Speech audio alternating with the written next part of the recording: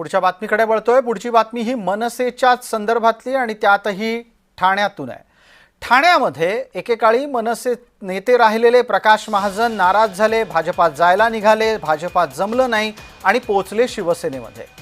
त्यांचं धनुष्यबाणाचा उपर्ण घालून एकनाथ शिंदे यांनी स्वागत केलेलं आहे। आत्ताच्या घडीला आपण ती दृश्य पाहतोय।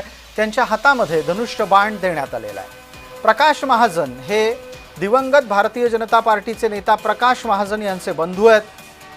प्रकाश महाजनांच्याकडून राजकारणाची दीक्षा त्यांनी घेतली। पुढे ठाकरेंच्या सोबत काही काळ ते मनसेमध्ये होते। राज आणि उद्धव एकत्र येण्याची हालचाल सुरू झाल्यानंतर प्रकाश महाजनांची घुसमट सुस्पष्ट होती। दरम्यान प्रकाश महाजनांना शिवसेनेमध्ये का घेतलं, कसं घेतलं, कशासाठी घेतलं या संदर्भात एकनाथ शिंदेंनी केलेलं एक वक्तव्य आपण ऐकणार आहोत।